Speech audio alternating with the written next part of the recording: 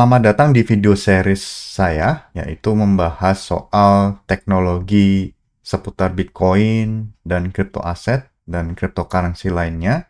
Nah, video ini ada karena kerjasama dengan Akademi Kripto. Jadi berbagai informasi yang disampaikan di dalam video ini bukan merupakan ajakan untuk menjual atau membeli instrumen apapun, crypto aset apapun, melainkan untuk tujuan edukasi semata. Termasuk ketika saya menyebutkan satu produk tertentu atau nama tertentu, itu bukan berarti saya melakukan endorsement terhadap produk tersebut. Yang akan kita bahas kali ini adalah soal anonimitas Bitcoin atau yang sering kita sebut dengan Bitcoin anonymity.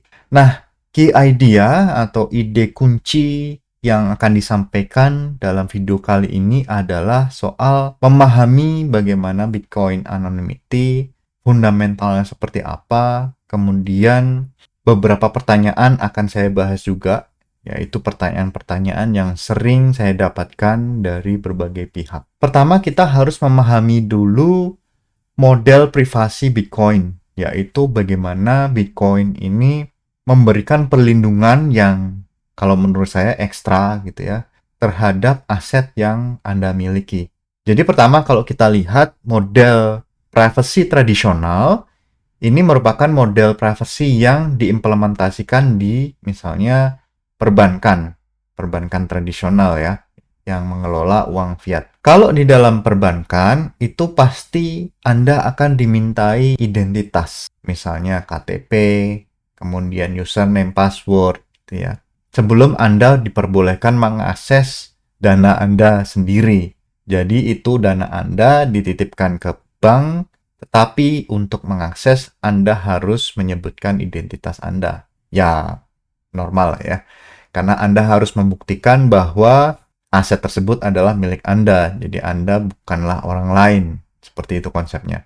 Nah, meskipun dari sisi kanan di sini ada kotak namanya publik, jadi model privasi seperti ini itu tidak terpublikasi, gitu ya. Jadi ada batasan di sini. Jadi pihak publik tidak punya akses terhadap transaksi atau bahkan trusted third party. Jadi kecuali Anda mempublikasikan gitu ya. Misalnya Anda membuktikan bahwa Anda sudah mengirimkan dana atau dengan nominal sekian. Nah, itu Anda sendirilah yang mempublikasikan. Tetapi umumnya saya misalnya tidak punya akses terhadap informasi transaksi perbankan Anda. Begitu normalnya.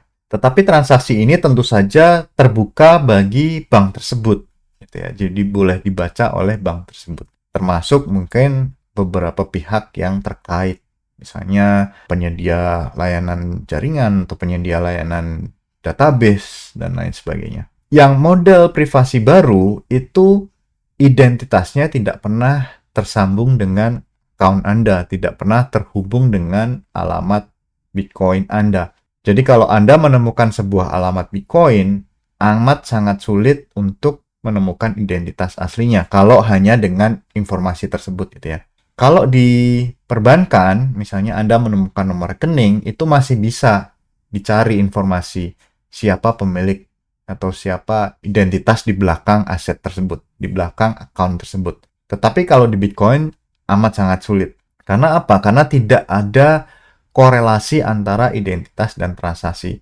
Kemudian yang unik di sini adalah publik bisa mendapatkan akses yang sebesar-besarnya terhadap seluruh transaksi yang ada di dalam Bitcoin.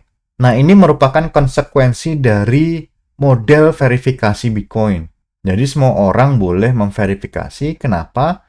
Karena tidak ada pihak sentral yang mengelola jaringan Bitcoin. Makanya semua orang boleh melakukan verifikasi. Begitu. Sebagai pengganti identitas, itu Anda akan disediakan satu teknologi, satu fitur yang namanya public key cryptography atau kriptografi kunci publik. Nah, ini model ini atau teknologi ini atau algoritma ini sudah dibahas di video saya sebelumnya, video-video sebelumnya gitu ya. Bagaimana kita harus mengelola kunci atau bagaimana peran sebuah wallet yang menyediakan semua fasilitas yang kita butuhkan seolah-olah Bitcoin itu ada di tangan Anda. Nah, itu peran wallet. Nah, untuk memvalidasi identitas, itu Anda menggunakan digital signature yang berbasis kriptografi tentu saja, bukan yang berbasis PIN, bukan yang berbasis klik, dan lain sebagainya. Kalau di Bitcoin dan crypto aset, dia berbasis digital signature yang kriptografi. Nah, kemudian kita juga melihat bagaimana model atau transaksi UTXO yang terjadi di Bitcoin. Ini juga saya bahas di video-video sebelumnya.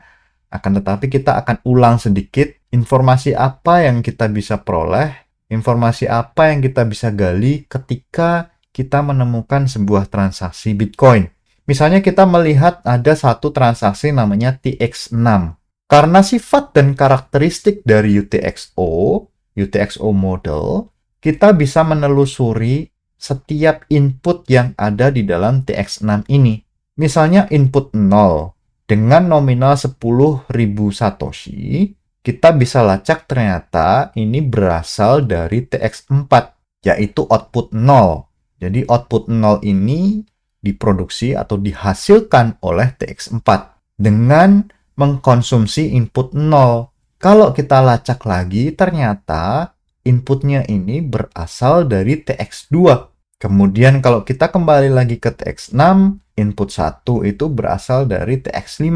Ternyata inputnya yang terkait dengan output ini berasal dari TX2. Oh, nyambung TX4 dan TX5 itu kedua inputnya berasal dari transaksi yang sama, yaitu TX2. Nah, TX2 itu menghabiskan atau mengkonsumsi output 1 dari TX0. Demikian juga seterusnya kita juga bisa melacak hingga TX1 dan TX3. Nah, semuanya ini hanya berdasarkan analisis kita yang dimulai dari TX6. Jadi kita bisa membuat sebuah jaringan gitu ya. Dari TX6 hingga TX0, bahkan nanti TX7, TX8 itu bisa terlihat semua. Asalkan semuanya menggunakan model UTXO. Jadi yang ada di Bitcoin, model analisisnya seperti itu. Kemudian ada juga berbagai informasi yang kita bisa peroleh. Misalnya kita dapatkan dari Bitcoin Explorer gitu ya. Ada alamat penerima, nominal atau amount, kemudian alamat pengirim, kemudian ongkos transaksi juga kita bisa lihat bagaimana menghitung ongkos transaksi itu sudah dibahas di video-video sebelumnya. Kemudian timestamp, yaitu kapan transaksi ini dibuat. Nah, tadi sudah saya jelaskan sedikit tentang bagaimana menganalisis UTXO ya, sebuah transaksi yang berbasis UTXO itu bisa dianalisis. Nah, yang kita lakukan tadi, menganalisis dari TX6 hingga TX3, itu disebut dengan chain analysis, yaitu melacak jaringan atau jalur aset atau aliran aset setelah terjadinya sebuah event yang terkenal misalnya. Misalnya TX6 ini merupakan aktivitas hacking, biasanya langsung dilacak. Aktivitas atau transaksi-transaksi yang terkait itu bisa dilacak. Itu adalah analisis yang mudah. Chain analysis itu adalah analisis yang paling gampang dilakukan. Meskipun nanti tidak segampang itu ya. Kemudian ada satu analisis yang lebih advance lagi yang namanya clustering analysis. Jadi dia mengcluster atau menggabungkan alamat-alamat untuk mengestimasikan kepemilikan atas aktor-aktor khusus, misalnya para hacker. Nah, ini gimana caranya? Ini caranya begini. Misalnya kita lihat ada TX2 di sini. TX2 ini menghasilkan dua output, yaitu output 0 dan output 1.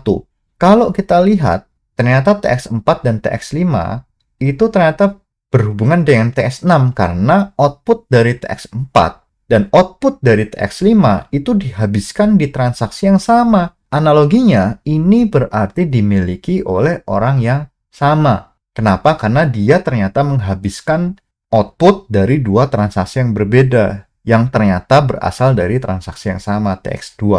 Nah, itu adalah satu konsep clustering analysis. Tetapi clustering analysis juga ada beberapa layer ya. Ada satu paper yang membahas clustering analysis, bagaimana ini dilakukan. Dan juga Ini clustering analysis yang saya bacakan beberapa tahun belakangan. Tentu saja di tahun-tahun lebih baru, model analisis ini berkembang dengan pesat, termasuk misalnya menggunakan model data mining, kemudian AI, dan sebagainya. Kemudian ada behavioral analysis, yaitu menganalisis kesamaan di antara transaksi ini. Misalnya frekuensinya. Misalnya satu wallet ini frekuensinya berapa kali dalam sehari. Ya berarti ini kemungkinan adalah wallet milik exchange misalnya. Atau berbasis waktu. Misalnya ada wallet-wallet yang aktif di waktu-waktu tertentu. Ya, itu misalnya aktifnya di jam 9 sampai jam 5 waktu Amerika Serikat. Artinya kemungkinan ini adalah wallet milik orang Amerika Serikat. Kemudian berbasis nominal. Kok wallet-wallet ini mentransaksikan dengan nominal yang spesifik, misalnya 10.544 Satoshi beberapa kali. Nah, ini ada apa? Ini kan aneh, kan? Karena angkanya ganjil, bukan 10.000, bukan 20.000, tapi 10.544. Nah, itu bisa jadi ada sesuatu di belakangnya. Kemudian kita juga mengenal adanya KYC dan AML. Ini biasanya dilakukan untuk mengakses fasilitas on-ramp dan off-ramp. On-ramp itu artinya apa? On-ramp itu ya kita menjual fiat untuk mendapatkan aset kripto. Kalau off-ramp kebalikannya, ya kita menjual aset untuk mendapatkan fiat. Nah, biasanya perdagangan ini kalau kita menggunakan fasilitas pihak ketiga, misalnya exchange, membutuhkan KYC AML. Artinya, kita harus membuktikan identitas. Misalnya scan KTP, kemudian foto, video. Nah, itu merupakan usaha untuk KYC dan AML. Jadi, ketika Anda menggunakan exchange, Anda harus tahu bahwa mereka ini menyimpan identitas Anda. Nama, alamat, kemudian KTP atau government issued ID, bisa paspor, dan sebagainya. Kemudian mereka juga tahu berapa aset yang Anda miliki yang tersimpan di dalam exchange. Kemudian berapa yang diterima, kemudian berapa yang diterima, kemudian siapa pengirimnya. Kemudian berapa yang diperdagangkan dan berapa profit yang Anda dapatkan dari perdagangan tersebut. Kemudian berapa yang di-withdraw atau berapa yang dijual. Kemudian berapa jumlah fiat yang Anda miliki dari hasil penjualan tadi. Itu bisa terlihat semua. Jadi kalau kita bilang Bitcoin itu anonim, ya tunggu dulu level anonimnya sampai seberapa. Karena kalau berdasarkan informasi yang kita punya, atau berdasarkan informasi yang disimpan oleh crypto exchange, begitu Anda beraktivitas dengan crypto exchange, berhubungan dengan crypto exchange, semua informasi ini bisa menghubungkan Anda dengan aktivitas Bitcoin atau dengan alamat-alamat Bitcoin Anda. Jadi itu yang jadi perhatian. Kemudian ada juga namanya network analysis, yaitu bagaimana analisis ini memantau jaringan Bitcoin, memantau jaringan internet untuk melihat, untuk membaca paket-paket data yang memiliki informasi Bitcoin.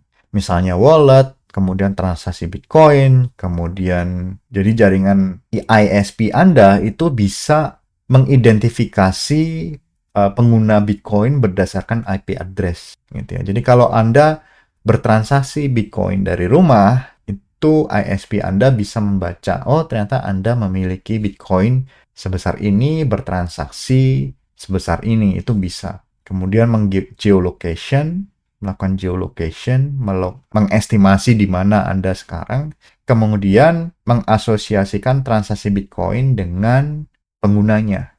Yaitu Anda tadi yang membuat transaksi di rumah dengan menggunakan jaringan internet dari ISP. Nah, ini contoh Wireshark. Ternyata Wireshark sudah punya fasilitas filter protokol Bitcoin. Ini sangat mudah.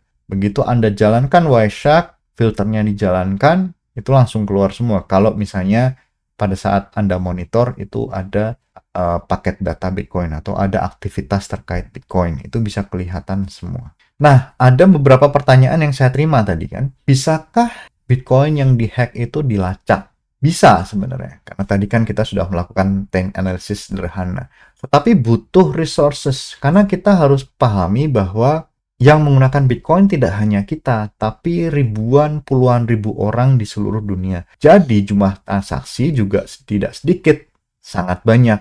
Artinya dia butuh apa? Butuh filter, butuh kekuatan komputasi, butuh penyimpanan, butuh computing, dan lain sebagainya. Itu biasanya juga menggunakan software khusus yang di-develop, yang ditulis untuk melakukan filtering, kemudian menghasilkan satu informasi yang mudah dibaca. Biasanya ada. Nah, biasanya yang melakukan aktivitas ini, yang melakukan analisis ini adalah perusahaan-perusahaan intelligence seperti Chainalysis. Jadi mereka sudah punya softwarenya. Nah, pertanyaan kedua, bisakah Bitcoin yang dihack itu dikembalikan? Nah, ini pertanyaan yang lebih sulit lagi untuk dijawab. Melacak saja sudah susah, kemudian mengembalikan jauh lebih susah. Karena biasanya tidak hanya terkait dengan pelacakan, tetapi juga berkoordinasi dengan agen penegak hukum atau law enforcement agency, gitu ya. Termasuk ketika cross border, artinya lintas negara, itu lebih sulit lagi. Karena misalnya aktivitas hacking terjadi di Indonesia, maka Polri juga harus berkoordinasi, misalnya hackernya di luar negeri misalnya. Nah, jadi mereka harus bekerja sama dengan kepolisian setempat, dengan bukti-bukti yang ada, kemudian membuat sebuah kasus untuk ditindaklanjuti. Seperti itu. Jadi,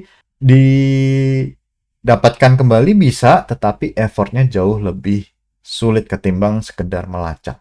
Karena melacak pun sudah susah gitu ya, apalagi mengembalikan. Demikian diskusi kita kali ini dalam video ini. Mudah-mudahan ada informasi yang bermanfaat bagi kita semua. Terima kasih dan sampai jumpa pada video saya berikutnya.